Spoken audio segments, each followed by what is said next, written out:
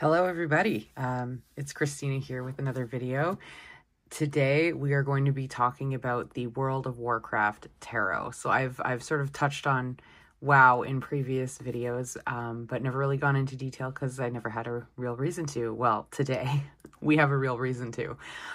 So I'm going to start off by saying this is probably going to be a very long video because I'm going to talk about the cards and I'm going to explain all of the cards because the guidebook does a terrible job.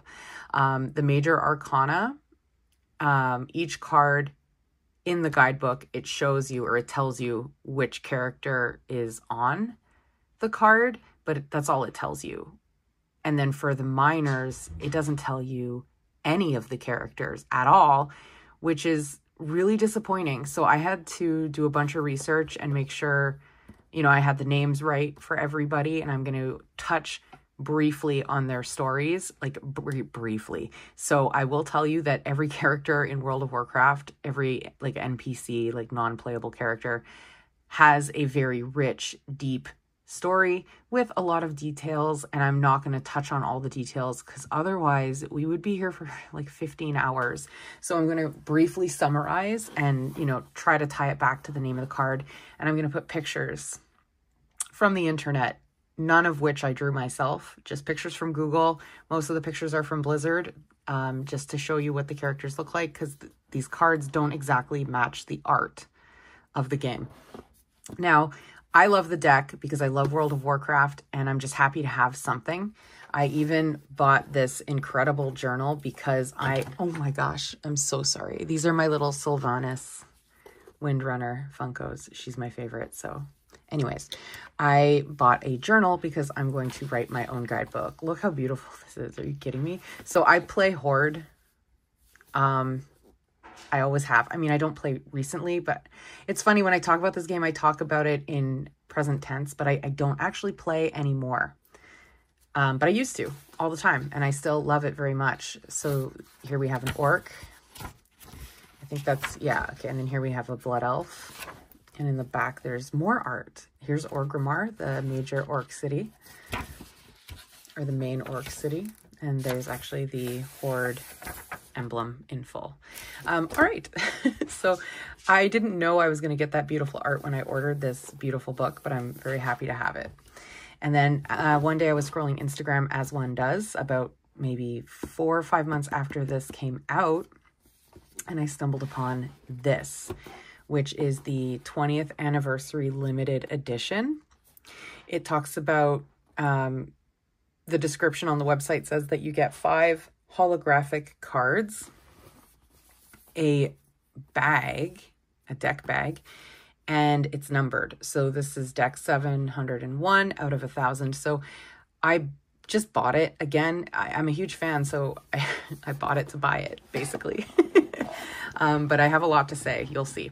So it's a little bit thicker, I guess, to make room for the holographic cards and the pouch. It's obviously black instead of white, sort of marble, which honestly I prefer, and it's numbered. So you'll see the cards on the back here are a little bit different from over here, and it's because the King of Wands, I'll just jump right to it, is Arthas, who is also the Lich King. So in the regular deck, you get the Arthas King of Wands, and in here you also get Arthas as the King of Wands, but you get this holographic Lich King as well as and I thought it was going to be one of those things where you get to decide, which King of Wands you would use, but you can't do that, and you'll see why. So I do use my original because I've used it a lot since it came out, and I am very bonded with this one. So I'll just keep my numbered one, as like a collector's edition. So you'll see the embossment actually leaves like a print on this side, but not here. It's also not embossed on the white marble. Like this is lifted, this is not.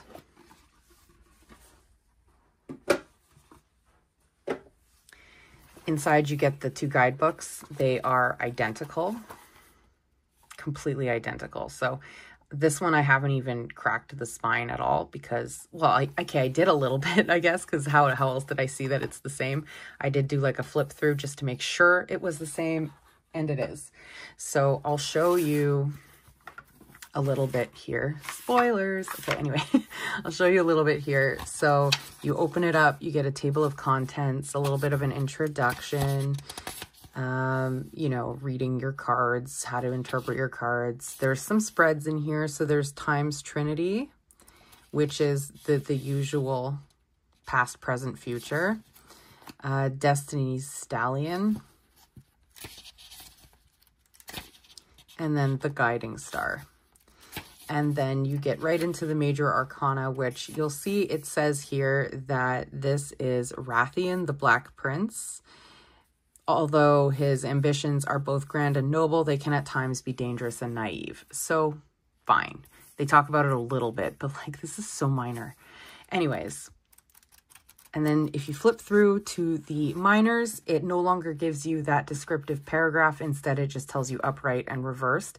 And it doesn't tell you who is on the card, which is frustrating, especially if you are new to tarot, or even if you're a WoW fan. Like, you want to know who's on the card because you want to tie it back to the meaning. And sometimes it's super obvious. Like, for those who know, will know this is Arthas right away.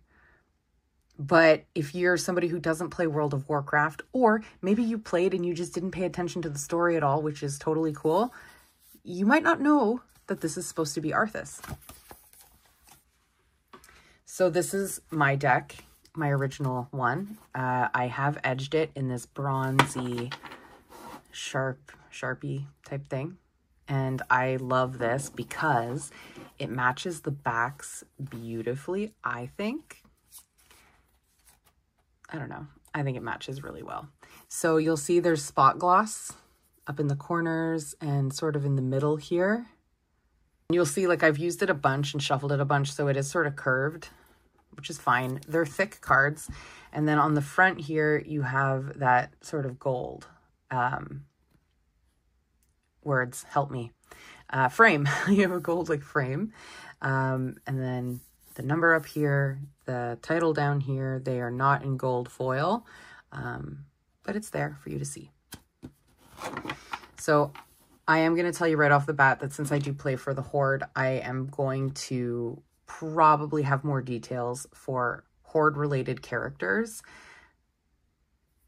just because it's the side I play for. So I just know more. I know more about the Horde than I do about the Alliance. So for those of you who don't know, when you play World of Warcraft, there are two sides, the Horde and the Alliance, and each side has a number of races that you can choose from. On the Horde side, you have races like the Undead, the Orcs, the Tauren, which are, I guess, cow people, to put it bluntly. You can play as a troll. If you play Alliance, you can be a human. Honestly, who wants to play a human in a fantasy game? But that's just my opinion. You can be a gnome, you can be a dwarf, you can be a Draenei, which are these really cool alien beings. You can be a werewolf, a night elf. Both sides have really great races. It's sort of up to you to decide. And when you are trying to decide, you do get like sort of like a description of each side, each race. You can sort of make a decision based off of a summary of the story. So this is the bag you get with this collector's edition. I forget the price difference. I'll try to post it, but you know, I had to get this from the Inside Editions website. It wasn't available on Amazon.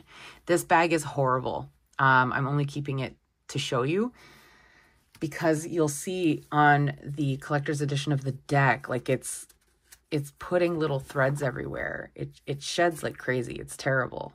It's a terrible bag.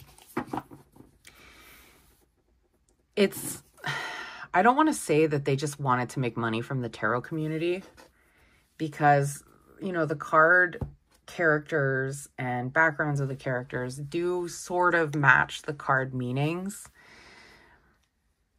but it's not perfect and it could have been better, but it's what we have. There is no other World of Warcraft deck. I'm going to insert a clip of what I wanted the art to look like. And I just wanted to insert a clip here to show you what I wanted the art to look like in this deck. This is a collector's 32 removable posters book for all the posters that were ever released for World of Warcraft. So this is like official Blizzard art.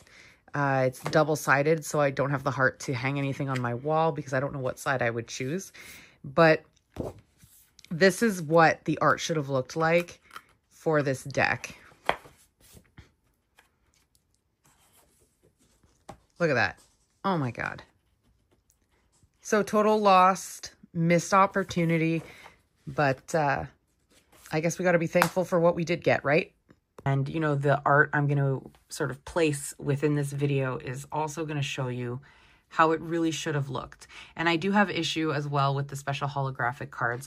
I'll show you when I get to those cards, and you'll see exactly what I mean, because I have an example. I have an example deck here of what a holo card should be like. So I'm going to start off by saying, as I mentioned, I will just be saying more about Horde characters than Alliance, but I also want to let you know that any dragon we come across has a dragon form and an elf form. So I will try to show you, you know, what they look like as not a human. I'll try to show you what they look like as an elf as well as their dragon form. Any and all art I'm going to show you, none of it is mine. If it's your work, you know, tag yourself in the bottom. I'm not trying to claim any of this art as my own. I'm very honest with you here. None of it's mine. I got it all from Google Images, just in an effort to show you how these characters are supposed to look, as opposed to what we're getting here in this pastel looking deck. And again, I don't really mind it because it sort of feels ancient being presented this way. It sort of feels otherworldly. Now, from what I can tell, the art, I don't think is going to be different. I flipped through quickly to see. It almost feels like this one is more vivid, almost, but I'm not sure. So I guess we'll find out together. Again, this is the collector's side. This is the regular side that you can get from Amazon. Alrighty, so this is Rathian, who is the son of Deathwing. We will learn about Deathwing later on. He is the Black Prince from the last of the Black Dragon flight. He can be very ruthless in getting what he wants, but ultimately he wants what's right for Azeroth. So he's sort of like neutral, chaotic, I guess.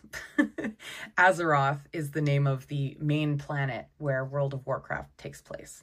Alrighty, so this is Khadgar, which to me makes perfect sense as the magician. I love him. He is one of the most accomplished of all the wizards. He is a human. He's a member of the Alliance, but he's known to work with the Horde if it's for the greater good. So he does work with both sides, but technically he is a member of the Alliance. He used to apprentice for Medivh, who we will also talk about later, and that's where he actually got this staff from. Currently he's the leader of the Kirin Tor, which is the wizard council in Dalaran. Dalaran is a neutral Horde Alliance town.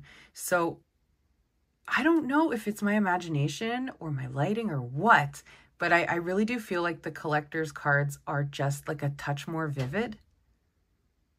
I don't know.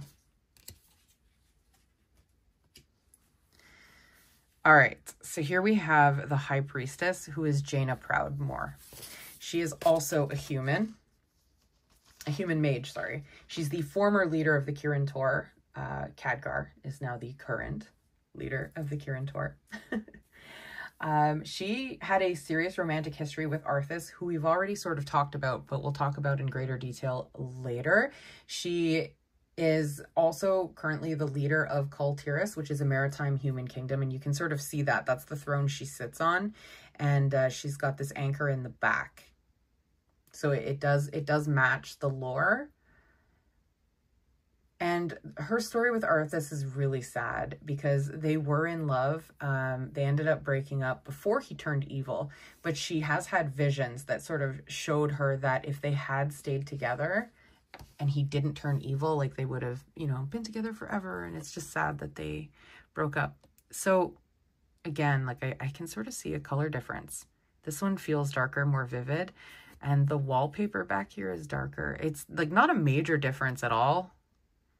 And I think if you weren't looking at it side by side, you wouldn't necessarily see it, but I see it.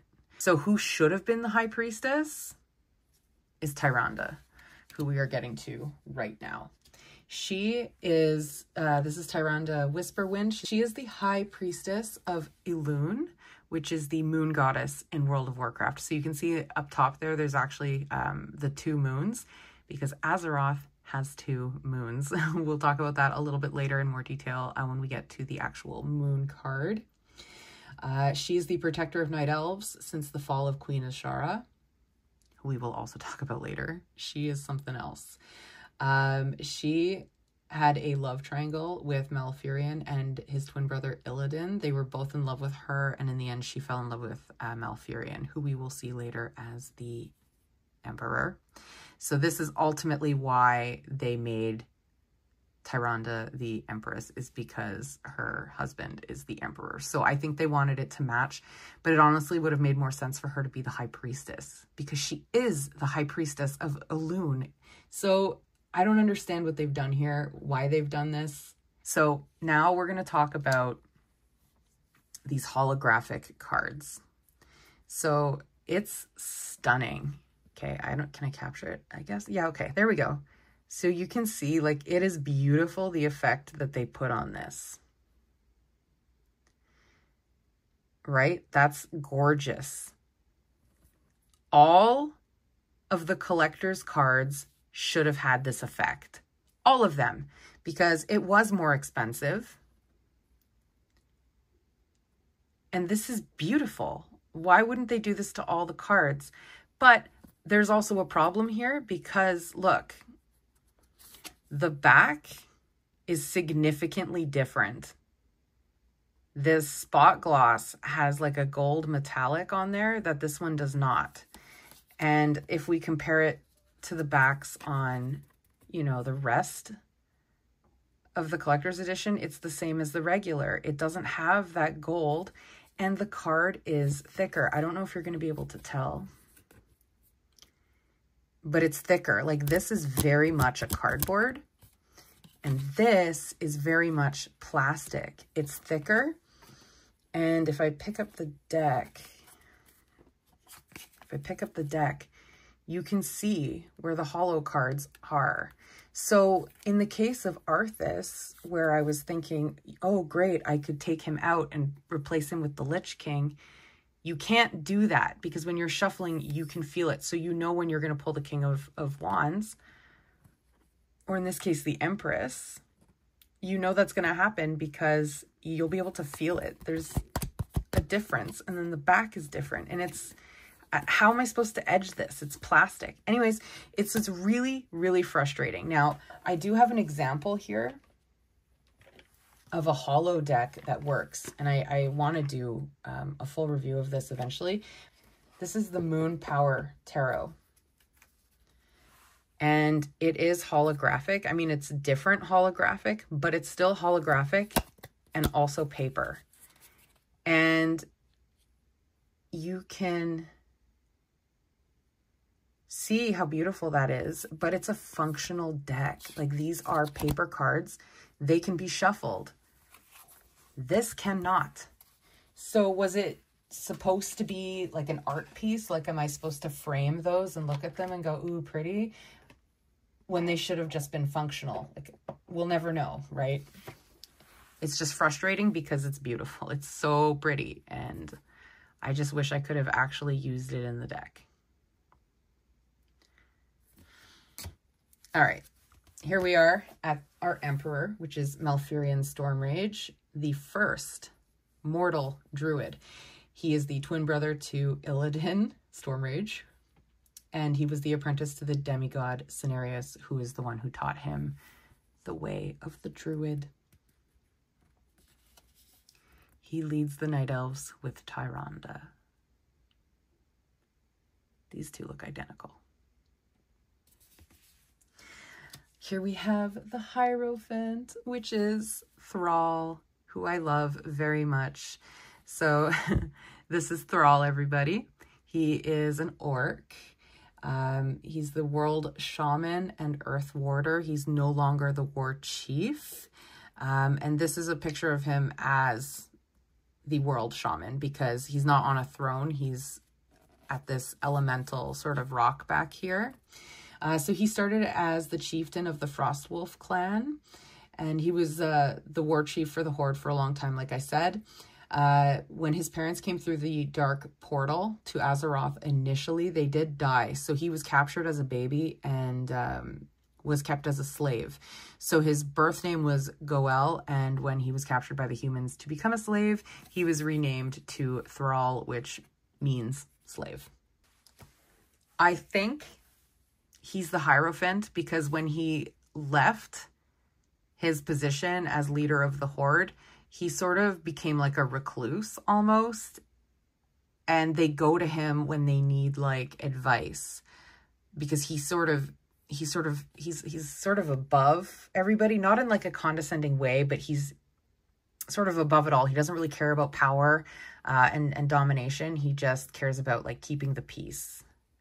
And he also got a special holographic card that, again, I wish I could use. Look at that.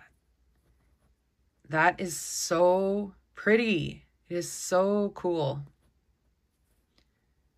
I love it. It's perfect for Thrall. Here we have our lovers, which is High Exarch Tyrallion and Illyria Windrunner. So Illyria Windrunner is actually Sylvanas' sister. She was the captain of the Rangers and became the first of the Void Elves after absorbing a dark essence.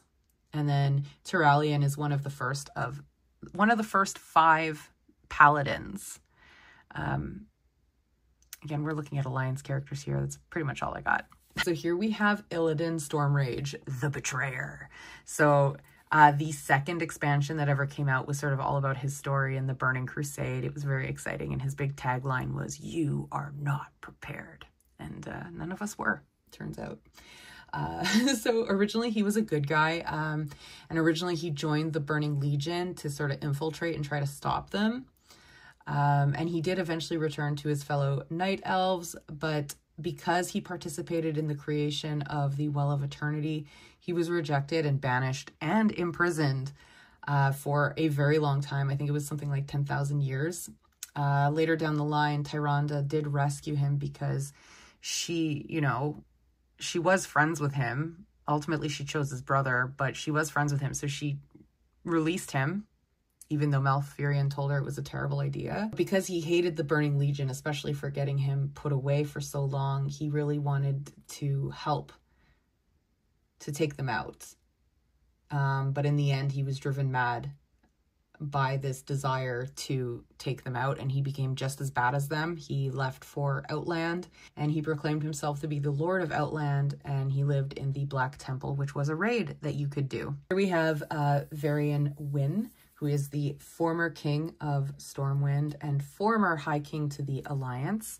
His son is now the King of the Alliance and King of Stormwind.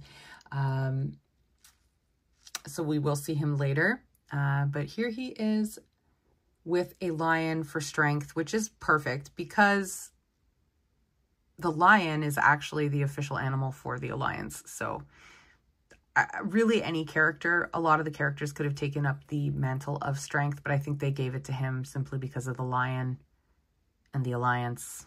They just go together. Here we have the Hermit. So this could just be a generic worgen, which are werewolves in WoWland. So if you play as a worgen, you are playing for the Alliance, and you can be human sometimes, but also a worgen sometimes as well. So it's pretty cool. And I remember when this particular expansion came out, Cataclysm, I was upset because they gave the Horde goblins and Alliance got werewolves. And I need you to tell me where in that it's fair, because what? Goblins were a neutral race for the longest time, and then they're just suddenly Horde. And then the werewolves were introduced to the game as Alliance, and it just felt very unfair to me. So this could be a generic wolf, but what I think is happening here is that we are seeing Gen Greymane. He was the former king of Gilneas, where all the worgen are. And at one point, he did build a wall around Gilneas to isolate from the rest of Azeroth. thus turning him into a hermit. So this is a really pretty card. It's just the Wheel of Fortune. And usually this is a pretty lackluster card, but I really like this one because, oh my gosh, because we've got the alliance colors up here and the horde colors up here, because as the story progresses, this wheel does turn, and sometimes the alliance is on top, sometimes the horde is on top. And here we have like the different alliance. Well, this one is neutral. This is the Cloud Serpent from the Mists of Pandaria expansion. These are griffins, which are the alliance flying mounts, or the main flying mounts. And then again, here there's their lion because of their, their spirit, it's not spirit animal, because their main animal. And then for the horde on the other side here, we have the Frost Wolf, the Wind Rider, which was our mount flying from town to town. And you get 2 of them here.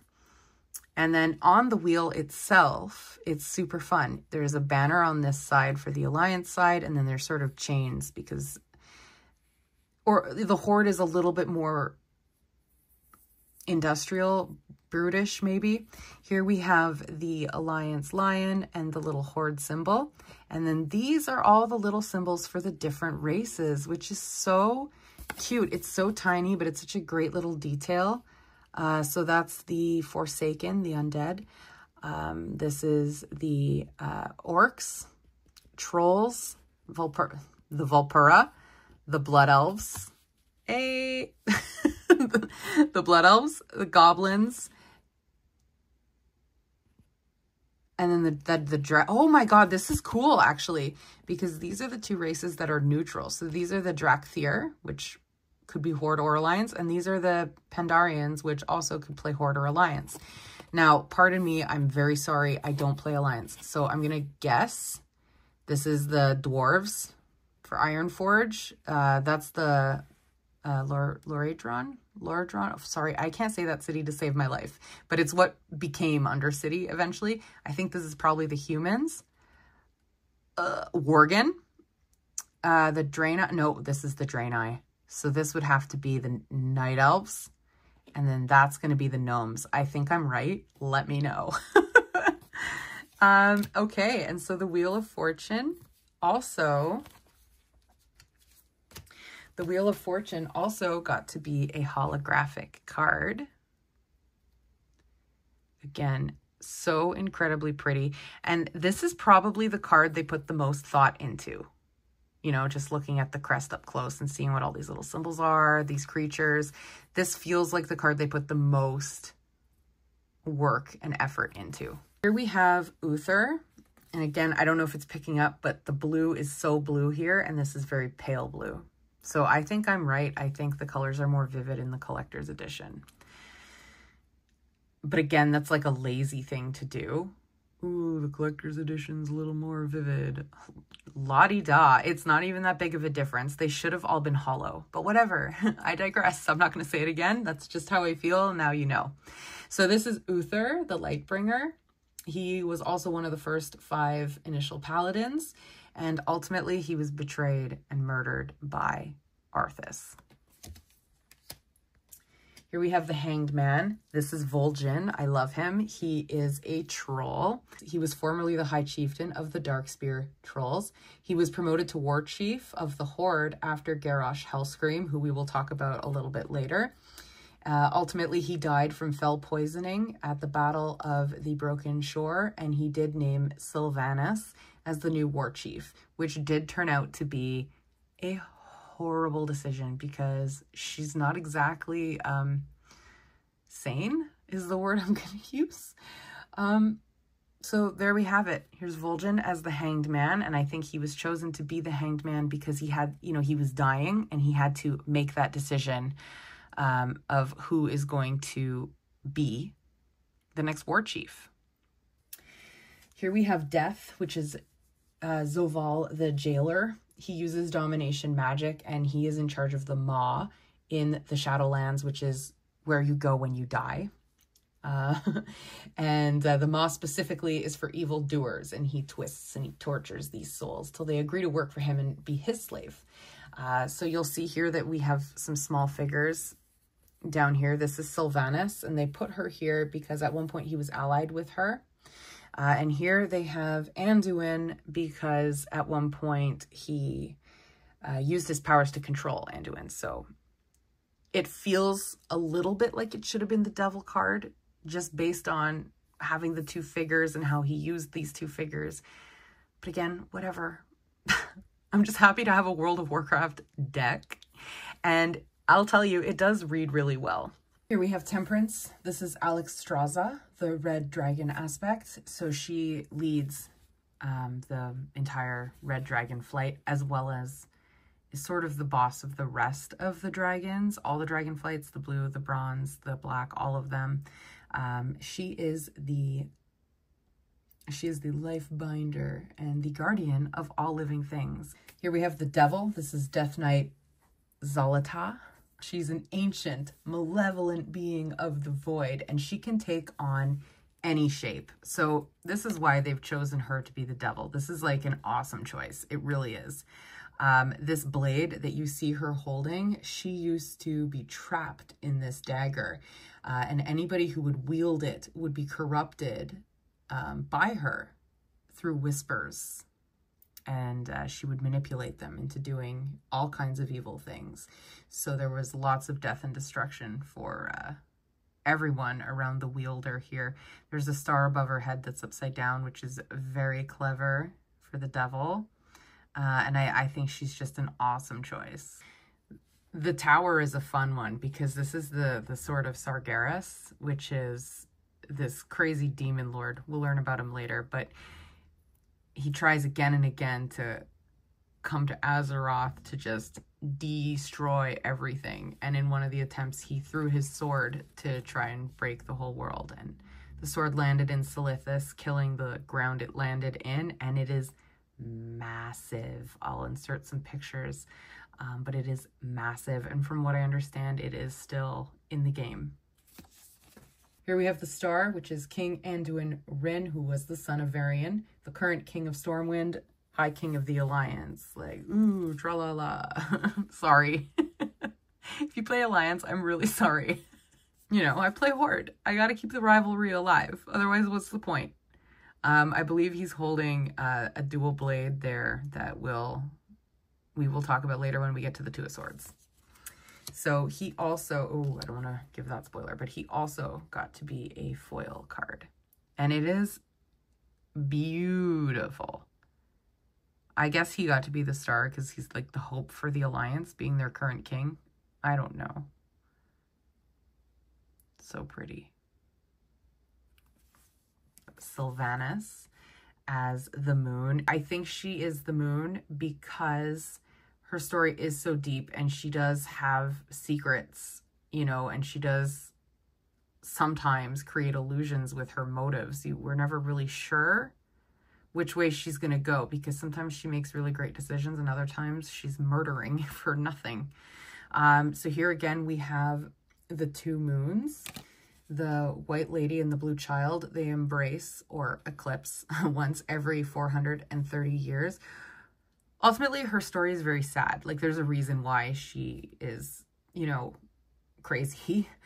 She was first killed in the battlefield by Arthas during his evil phase, ripping her soul from her body, turning her into the vengeful, hate-fueled Banshee Queen.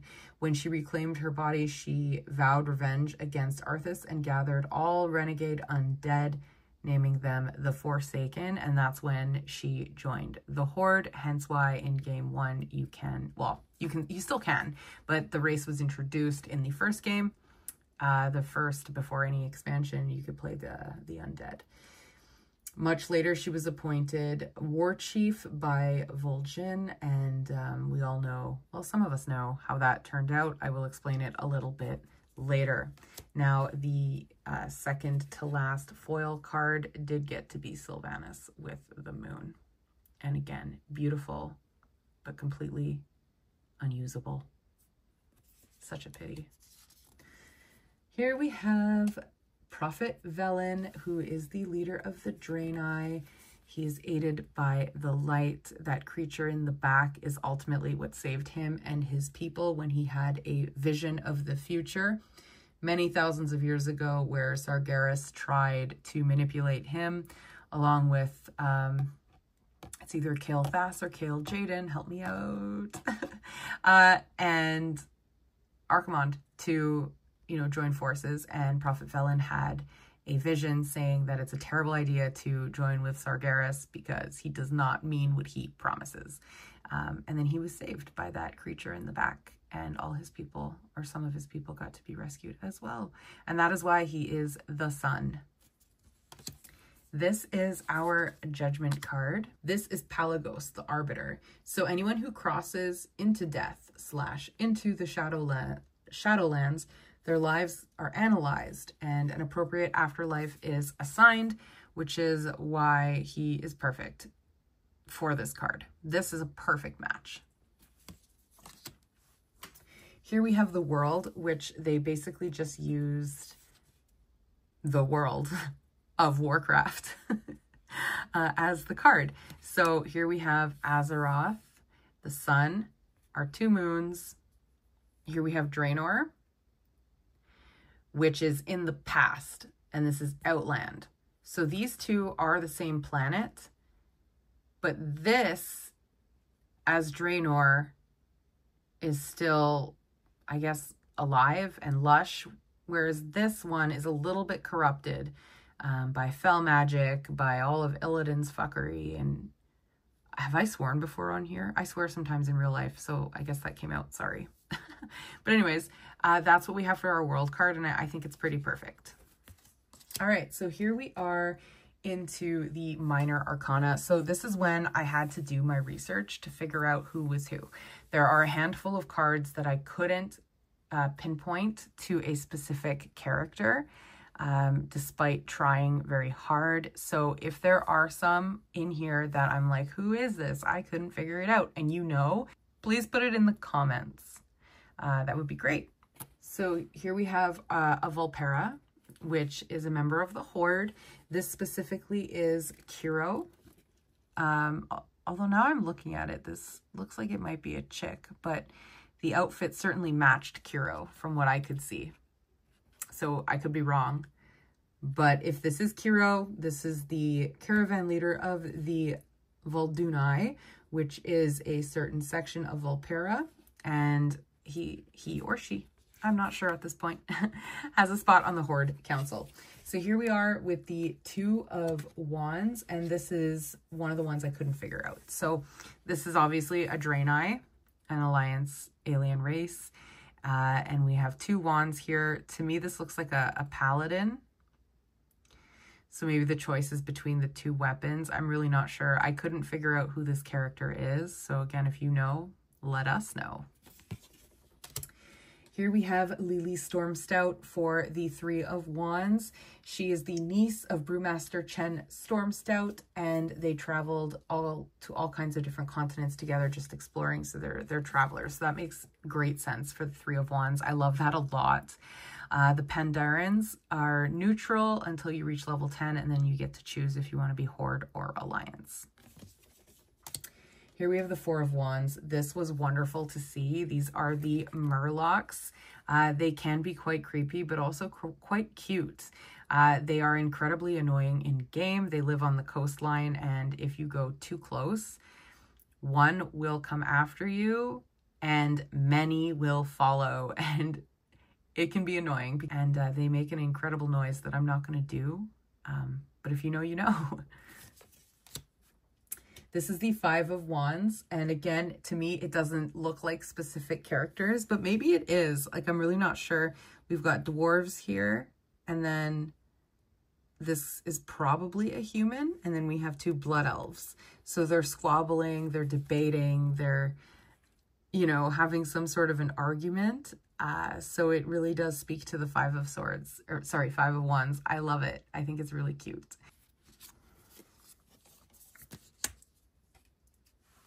Now here we have Garrosh with Gore Howl. This was right when Thrall made him the new war chief. We have him with Gore Howl, which is the name of this weapon. Now this is a card of celebration. So there's a couple things I want to talk about here, because obviously there's something happening back here. So I do believe this is a demon. What I think is happening here is it's a celebration, first of all, that he was given War Chief. So that's what they're celebrating. But there's a little bit of a history here. So before the orcs went through the dark portal into Azeroth from Draenor, there was some demon blood drinking for corruption. His father Gromosh was the first one to drink that demon blood. So this up here could be like an echo of that in his genetics, that there's evil back there, because Garrosh did become evil. He did. He was awful. Or what this could be is Draenor was an expansion in the game where you could go back in time and certain timelines were altered. So there is an altered timeline where he actually went back and stopped that demon blood from being drank. He stopped the orcs from drinking the demon blood. So this could be in the alternate universe where they rejected the demon and were celebratory. But again, I'm really not sure, because guess what? The guidebook tells you nothing. Here we have the Seven of Wands. This is a super fun card. I have a lot to say here. So some of these minors, I'll have basically nothing to say. Like this next one, the Eight of Wands, how basic. But with some of the cards, I'll have a lot to say. So these are the Titans, the Titan Pantheon of Order. So focus, please, and thank you. What have I done? Okay.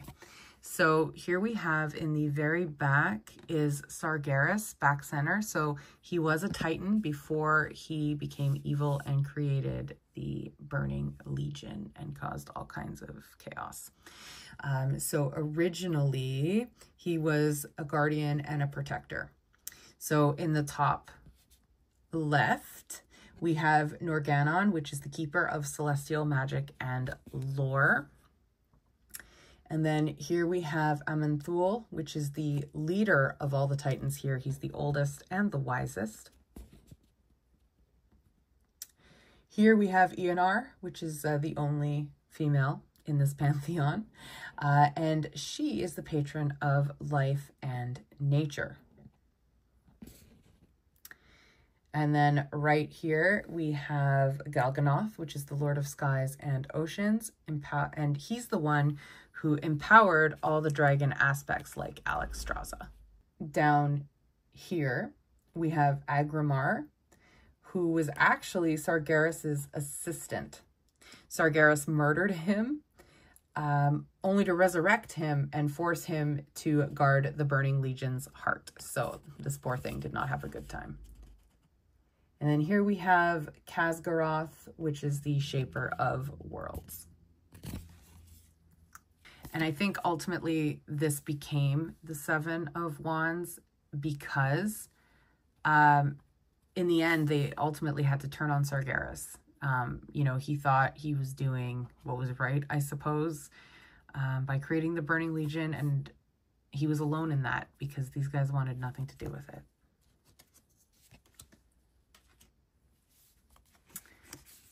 Maid of Wands, not much to say. These are troll arrows.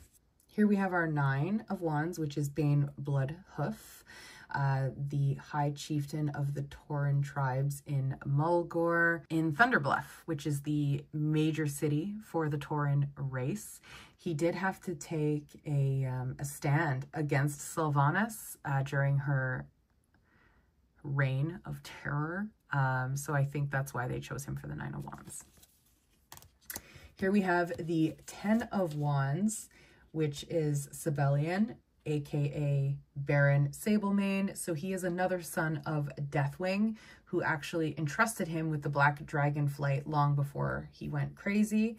And for a while, he did fight with his brother Rathian, who you will remember from The Fool, over the position of being in charge of the Black Dragon flight. So I think they chose him as a Ten of Wands because this is a big responsibility to take care of this entire dragon flight. So it's maybe it's overwhelming for him. Even fighting with his brother, maybe that made it overwhelming. So here we have a Valpura, and I couldn't really figure out or find out who this was. So thoughts, opinions, much appreciated. Here we have the Knight of Wands, who I am fairly certain is Shandis Feathermoon. It could be Sylvanas' sister, whose name is escaping me in this moment. I'm really not sure. But if it is Shandis Feathermoon, her family was killed by demons, and she was adopted by Tyrande and Malfurion. And she is the general for the Sentinel army. So it would make sense if she was the Knight of Wands, because she would be fueled by that sort of revenge for her parents getting killed, and the desire to please her adoptive parents, and the fact that she is in charge of this army. Okay, so here we have Queen Ashara. She is wild. So she is sort of from the past. And I do like her for the Queen of Wands because she was fiery. She was said to be the most beautiful of all time. Just totally beautiful, shockingly beautiful, and very, very, very loved by her people. But she was also strong-willed, not in a great way, and extremely manipulative. So even though she was well loved, all she really wanted was a world of beauty, which arguably sounds nice, but like truthfully, like she wanted all ugly people eradicated. Like anything ugly, like orcs, for example, she hated them. And so because of this, Sargeras was able to manipulate her and promise her this beautiful world that she wanted if she helped him come to Azeroth. So they created the Well of Eternity. But the Well of Eternity was extremely unstable and caused an event called the Sundering, which caused her whole highborn city to just crumble, creating a new ocean, which should have drowned everybody, her and her people. But instead, the old gods stepped in, intervened, and turned them all into Naga, which I didn't know until I researched this video. So I love this because I've always loved the Naga race. They are so pretty. They're like fish people. I love them. So she became Queen Ashara, Queen of the Naga. And I remember when I looked her up, the first picture that popped up was this Naga queen. I'm like, cannot be. What do you mean? She's supposed to be an elf. Anyways, and then I read further and here we are. So here we have the King of Wands. Now, why is Arthas the King of Wands, you ask? Shouldn't he be the King of Swords? You know, swords are often depicted in the winter, which makes perfect sense because that's where his Ice Crown Citadel was. But I think he was just so driven, fiery with his passions and his you know, planning and all of that, goals. I think ultimately that's why they chose him to be the King of Wands. He's holding a broken sword, and I don't know why it's broken. I also wonder who is he stepping on here? Is it Uther? I'm not sure. I couldn't really find clarity for the weapon or who he's stepping on. But here we have our final holo card, and I really wanted to use the Lich King in the deck instead of Arthas. But I can't because it's made of this horrible plastic with a different back. So I would just know every single time, oh, this is going to be the king. So it ruins it, and it's such a shame. They even made this border blue. Like, it's such a shame. This could have been so nice as a replacement card, and it's just unusable. Who authorized this? Also, I just want to take a minute here and talk about the World of Warcraft movie. Sorry, it's just called Warcraft. And I want to talk about this movie because, for many reasons. So in the past, they have made video game movies, and it always fails, always. Except for maybe Resident Evil. I think that might be the most successful one of all time. They tried to make a Warcraft movie, and I was excited for it for obvious reasons, but also because the person who made the movie is Duncan Jones. And for those of you who don't know, that is David Bowie's son. And I was like, well, David's a genius, and his son could also maybe be a genius, and maybe he'll do a good job, because the rumor was that he played, and like some of the actors that they hired for the movie, they also played the game, and like they released images of how the orcs were gonna look, and everybody was like, oh my god, maybe this will be good. This is the first book, Rise of the Horde. It's about the orcs going through the dark portal, which is what the movie was about. This was the script. Duncan, if somehow you're watching, this was your script. But no, he like did what everybody else does, and they take the story and obliterate it.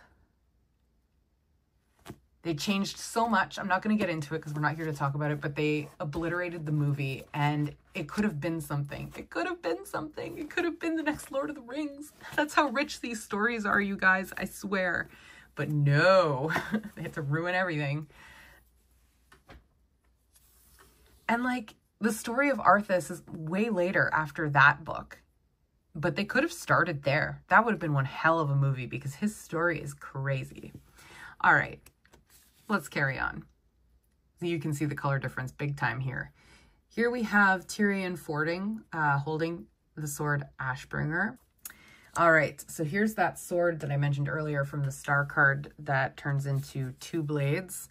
So this is our Two of Swords. This is Varrock Sourfang with the sword Shalamang, but he has split it back into two pieces here. He hated what Sylvanas was doing as war chief. He was disgusted by her cruelty and her brutality, so he challenged her to something called Mak'gara, which is an orc duel. So he challenged her and lost, and she did kill him right outside of Orgrimmar, which is where he stands. So this is right before the duel. All right, so this is a very sad card. This is the Burning of Teldrassil, which is the world tree, essentially. So this tree held dozens of Night Elf cities, but also their main city of Darnassus. So Sylvanas ordered the tree to be burned, but this tree was burned, and it's perfect for the Three Swords. Just perfect. You can see the fire. It's devastating. Now here we have Ysara, which is the green dragon aspect. So she's really special. She's in charge of the Emerald Dream and just dreaming in general. She's killed by Tyrande, which is incredibly sad because they loved each other. And she had to kill Ysera because Xavius turned her evil. He corrupted her and was using her as a weapon, and she had to be taken down. So she was sent to the Shadowlands to live in the forest of the Night Fae, Ardenweald, and she was placed inside of a wild seed to rest and heal, which is just so beautiful for the Four of Swords. This was another card that I couldn't figure out. This is our Five of Swords. These are the Draenei, just doing Draenei things. Here we have the Six of Swords, which is a card about journeying and moving on, which is just so cool for this because this is what I've sort of been talking about.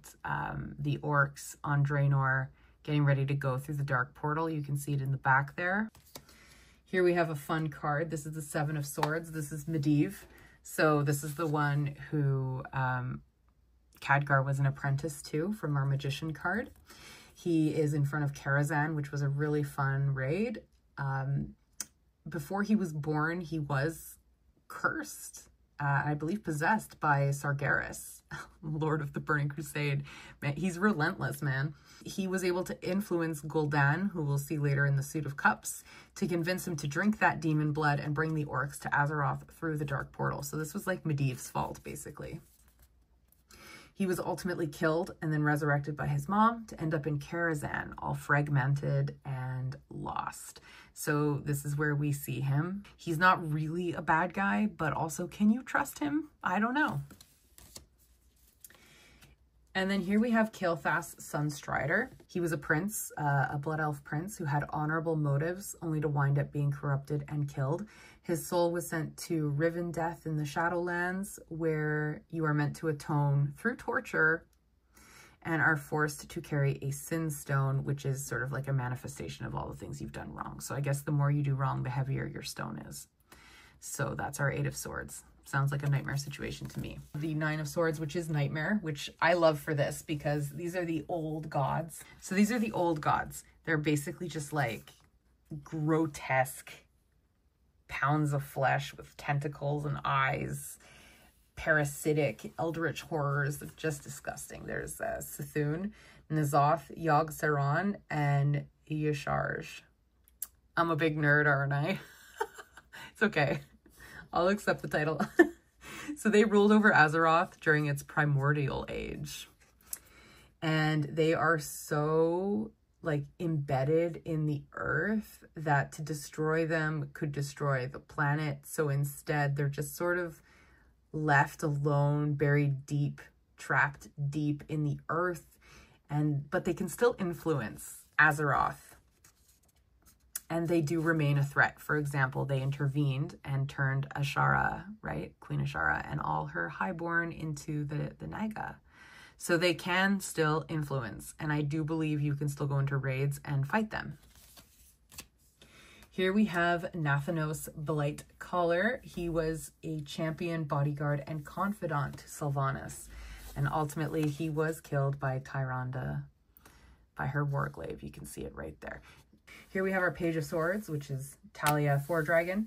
Let's talk about Deathwing, shall we?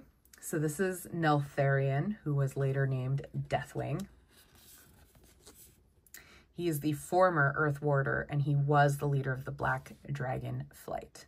So he is now known as the World Breaker, or the aspect of death. He was basically driven mad by the old gods, and he's full of flame, and I forget why, but they had to, goblins actually sort of nailed him shut with like plates of metal. So you can sort of see here, like his jaw is meant to be all metal. He's got metal up here, or he's supposed to. Yeah, so you can see like the staples holding him together. He's just a mess, man. So driven mad by the old gods, and he became one of the greatest terrors known to the world of Warcraft.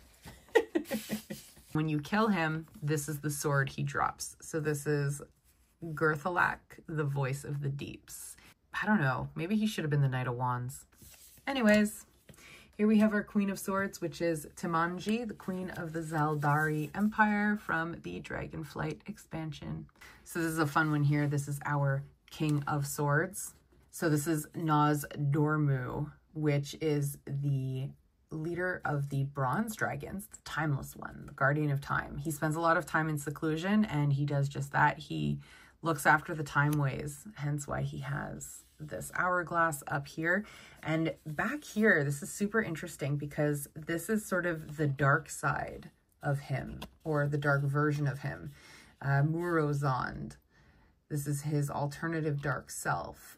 Instead of preserving and protecting the time ways, he wants to like change them, corrupt them, and have the dragons just be like big bad bosses of everybody. Here we are finally into the Cups suit, my personal favorite. I feel like here too you can see the color difference. Or maybe not. No, you can definitely see the color difference. It's bizarre that they would just do like a super mild tweak. Anyways, I digress. Here we have Sire Denetharius, the Master of Rivendell, which is where we saw that Kael'thas, Sunstrider, ended up going after his death. He is ancient and very powerful, and he created a couple of races. So he made the Venthyr, who are vampiric, and he also created the Nathrim, which are large winged demons. Very nice.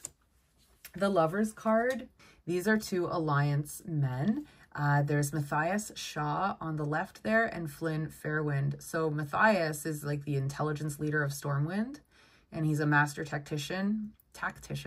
All I could really find about Flynn is that he was a former pirate and just current friend of the Alliance. These are the Bronzebeard brothers, Bran, Magni, and Muradin, celebrating. They're so cute. And this is a fun one. So this is Abyssian, who is Deathwing's 3rd son. So he has been disguised as a spirit walker named Ebonhorn, and he's been living with the High Mountain Tauren for about 10,000 years. So he was hiding amongst them because he is one of the very few uncorrupted from the Black Dragon Flight. Because from what I could sort of discern from the meaning here is, you know, this fourth cup is often an option given to you by spirit. So I think how I would read this is that, now that I know the story, is that this is maybe a card that's in shadow with the reverse meaning, that this here is maybe like the corruption that the other Black Dragon Flight face, that this is maybe that offering to just give in and feel the corruption and, you know, work with Deathwing to do Deathwing things. So from what I could tell, this is Garthok, who lives in Razor Hill. He's a survivor of an outpost ambush where everybody else was killed, except for him. Many orcs died, and then he went to Razor Hill. So this is him sort of mourning that and drinking that sorrow away. Here we have a super sweet card. This is Varrock Sourfang and Zekken the Troll Shaman. They fought together in the siege of Lordaeron. I don't know, my mouth just does not want to say the name of that city. This necklace that Zekken is holding is a necklace that Varrock's son used to wear before, you know, and he died in a previous battle. So Varrock took the necklace, and right before this battle that they were about to go into, he abandoned the necklace because he felt hopeless, like they're not going to win. And then Zekken took the necklace and gave it back to Varrock as like a way to inspire him to not give up. So it's pretty cute, and I think it does match the Six of Cups. Here is a card that I couldn't figure out other than, you know, just the classic traditional meeting. This is a fun one, the Eight of Cups. So this is Gul'dan, first of all. So he was the one corrupted and got everybody, all the orcs, to drink the demon blood to go through the dark portal. He's the one who did it. So he's a warlock. You know what? I thought this was Duratan, which would be Thrall's father, who didn't drink the demon blood and didn't want anybody else to drink the demon blood. This could also be Gromosh, which is the father of Garrosh, right? Who was the first who was the first orc to drink the demon blood. It's fun. It's a fun card. I think they did a really nice job. I really like the vivid green. And then here we have Chen Stormstout, who is the uncle to Lily, but he likes to travel to different continents to look for exotic ingredients to try in his drinks. Here we have our Ten of Cups. This is beautiful, classic imagery, and these are two characters who are very much in love. We have Lor'themar, who is the ruler of the Blood Elves, and Thelisra, who is the leader of the Nightborn Elves. They fell in love and they got married. Here we have one of the Drakthir. This is Emberthal, and she is a scale commander. Not really much to say about her.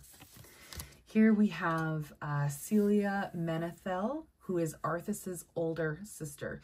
Sylvanas killed her, and she was made undead by holy light. And all she wants to do is get back to the husband and the daughter that she was forced to leave behind when Sylvanas murdered her.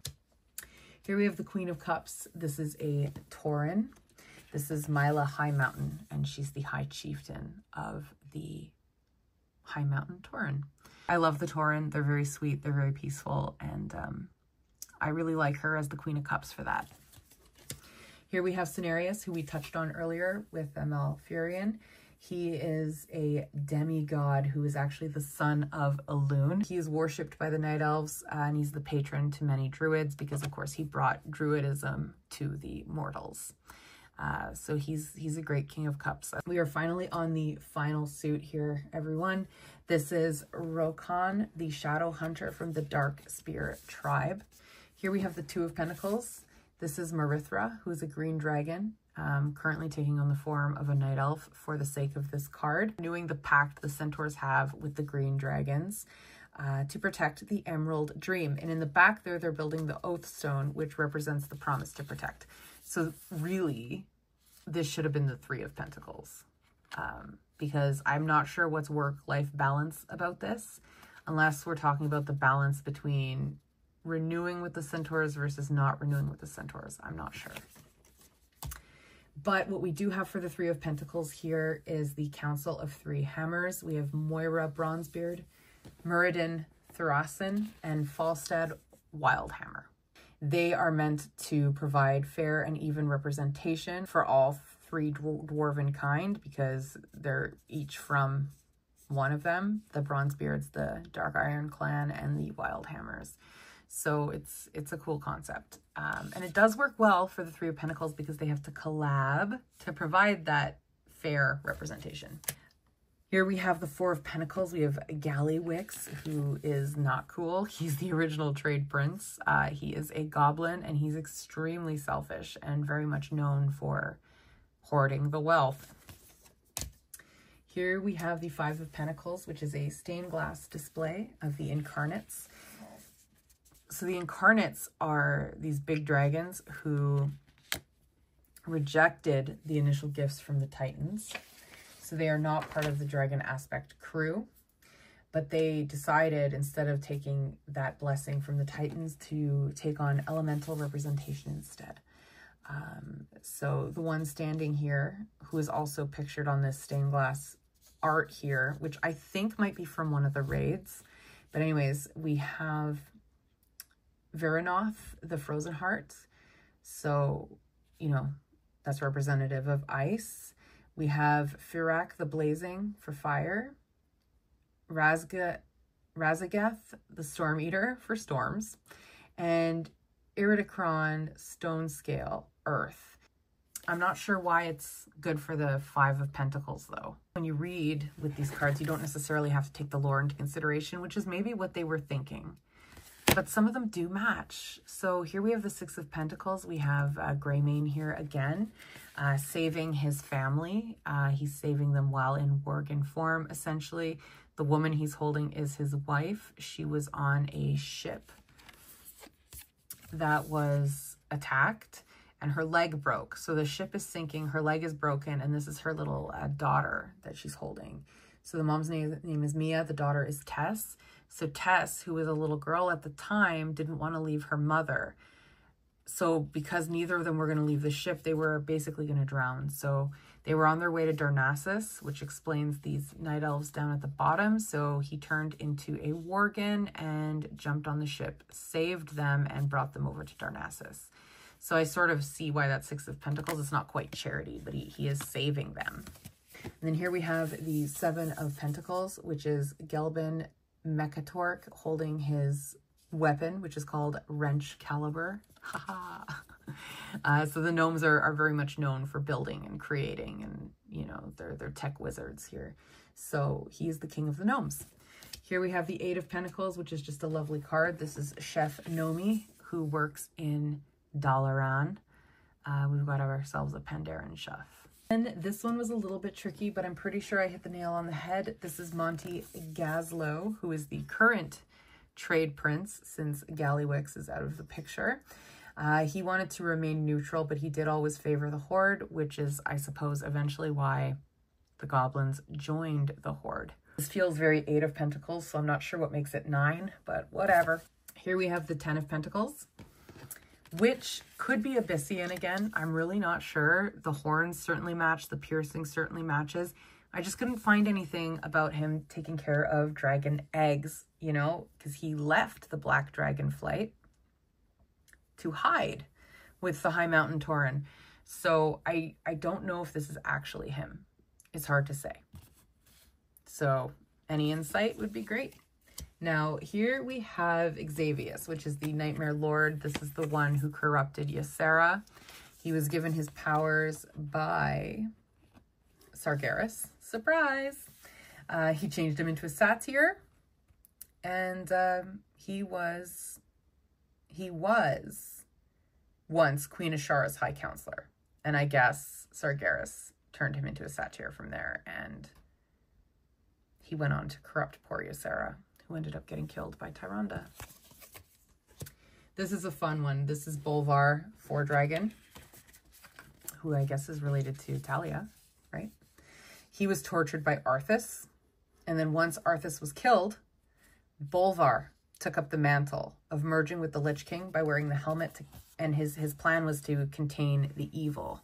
So he ended up getting frozen to that throne, which is what makes him perfect for the slow, steady, reliable Knight of Pentacles, because that's quite the sacrifice. And then here we have Moira Bronzebeard, who is the Princess of the Iron Forge, Empress of the Dark Throne. And then finally, we have our King of Pentacles, who is King Mechagon. Mechagon was an ancient lost city full of technology, and he had a vision to turn all of those with flesh into pure robotics. So a little bit of a villain, guys, I must say. That was it, guys. Here's my collector's edition that I am going to put back. You see? You can see it clear as day here. These are those foil cards. Like, I have this all flush, but these cards, they stick out. Such a wasted opportunity. I'm going to keep this bag because it's part of it, but I'm not putting my cards back in here because it's shedding like crazy. I don't know if this is still for sale. If it is, I'll link it down below, but I'll link them both down below if you're interested. Now, pairing this deck is another challenge. I may end up framing these. They're really pretty, and they deserve a moment to shine. Ha, get it? Because they do shine. I am going to shuffle. Pretty good.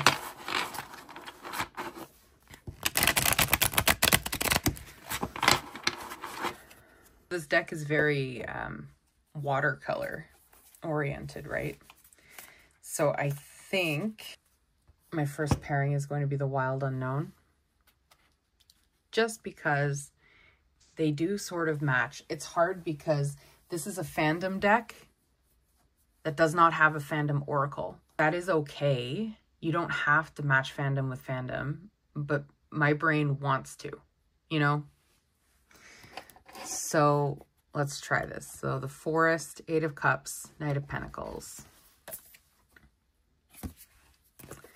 Oh, okay. That's kind of nice. The Heart with the Devil, Ace of Wands. The Tower, the Sword of Sargeras, the Cave, 9 of Cups. Interesting. Ooh, the eyes. This is Sargeras hiding in his cave. He's given up, thrown his sword, left Azeroth in peace.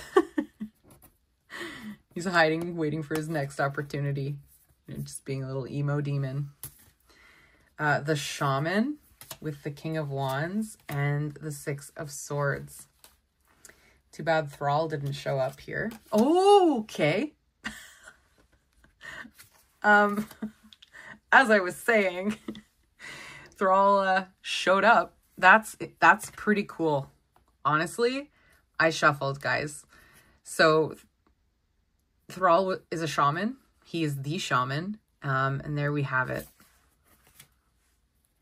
Cool. The Queen with the Lovers. She is a queen. The Star. 3 of Cups, 10 of Cups, and oh, I love this. This is the deck. I think we've proved it 3 times now. This is amazing. This is amazing. Let's do one more. 7 of Swords, 2 of Swords. The Venom. Wow.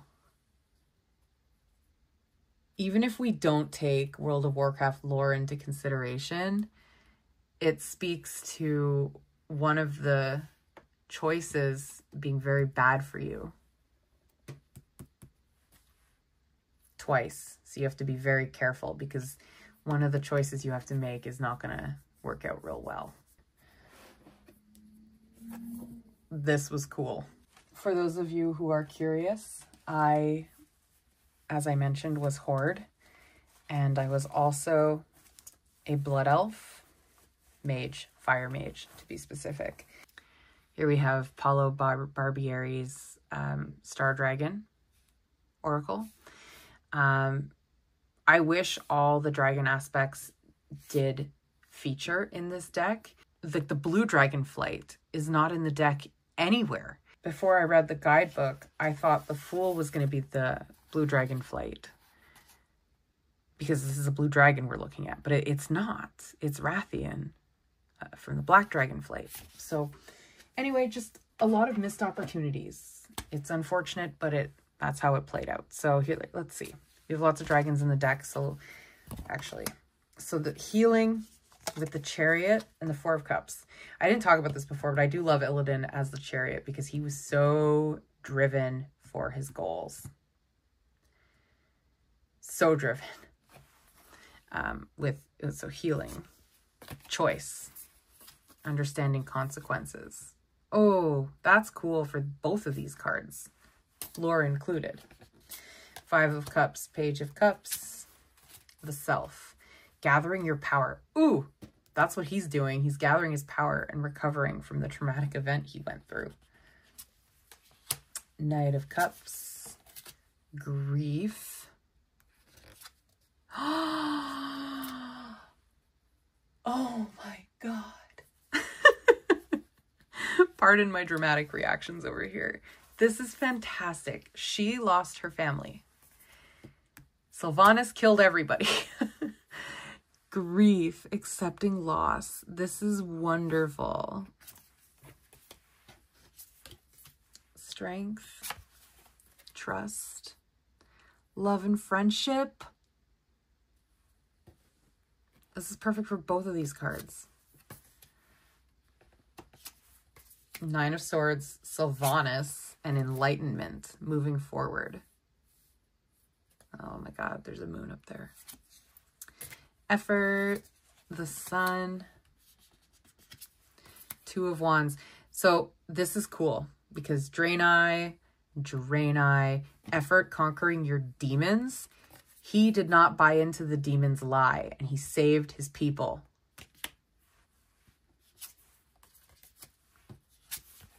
Lily, rebirth, giving yourself a second chance, and judgment. Oh, sorry, I'm excited. Okay. This is awesome.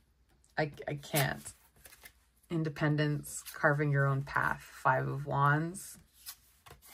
The Hermit. Resilience, finding your limits. Six of Wands. Whoa, this is really cool. And then my third pairing, guys, is going to be the Magical Spirit. I don't know about this one. I just want to see. So I don't know because this is very like mystical, divine, feminine. I don't know. So let's just see. So it's, it's okay. I don't know what I'm doing either. I'm sorry. Is this deck talking to me? Sweet Oblivion, Uncertainty, Fate, Humor, the Hermit, and Six of Wands.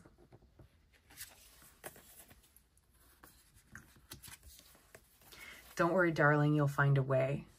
The Red Rose, overcoming obstacles, finding joy, carefree. With the Wheel. Yeah, that works. And the Three of Pentacles. This is bold, and these are just like pastel accents. Oh, this is fun. Father and son, they're like looking at each other here. So we have magic, power, beginnings, transformation. I'm not underestimating my own magic anymore. I don't know. I don't think it works.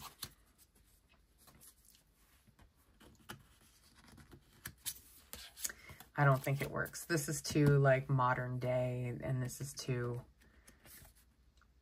Azeroth-y.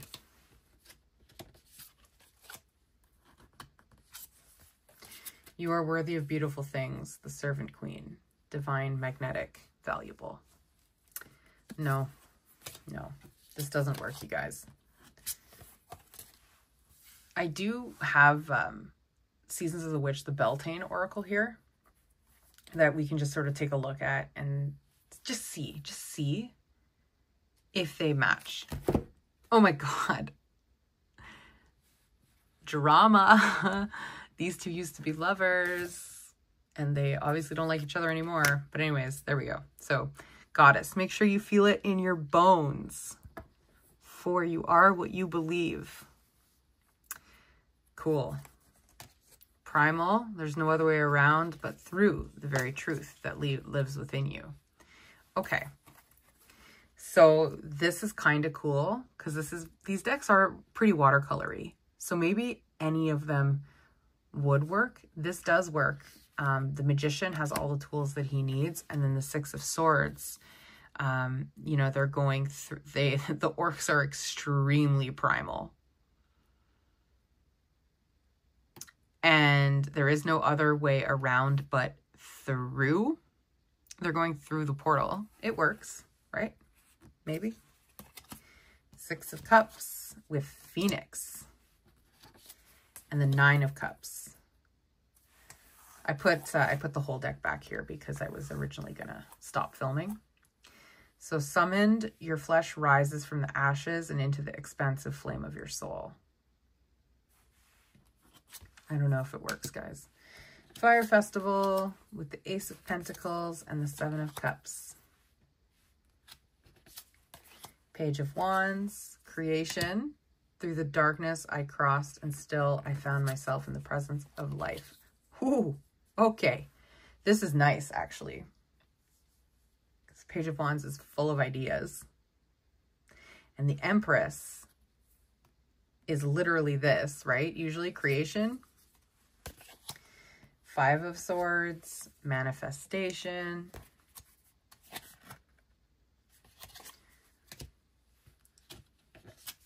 And the Knight of Wands. Six of Pentacles, Stone Circle, the Emperor. Maybe I didn't shuffle good. I don't know. Seven of Pentacles, Milk and Butter. Like the silk off one's flesh, I am the giver. I am your eternal with the world. Okay. Eight of Pentacles, Oracle. Spirits of other worlds, tell me tales of the unknown. Tell me tales of the forbidden. Knight of Cups. This is a demigod from another world. I think I'm bringing the lore into this too much. Break free, dear one, spread wide and far, for you aren't containable, you are limitless. So I usually just have these decks out to match whatever season we're within on the wheel. So even if the decks don't match, like I'm still using this oracle at this time, just like I'll be using Letha next and so on and so forth. Sometimes I take out a second oracle that's more matched with whatever tarot deck that I am using. Ooh, this is kind of neat together, these two.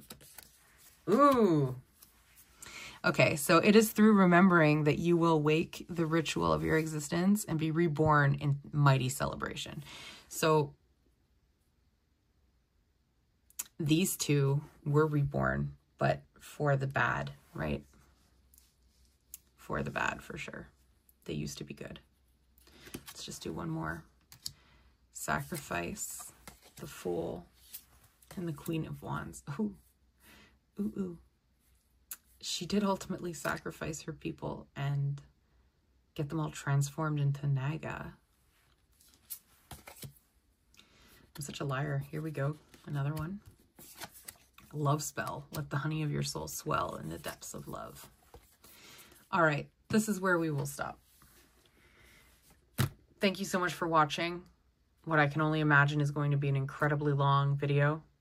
I appreciate you watching and letting me indulge in my total love for this world. I hope you have a great night, and let me know what you think. Bye.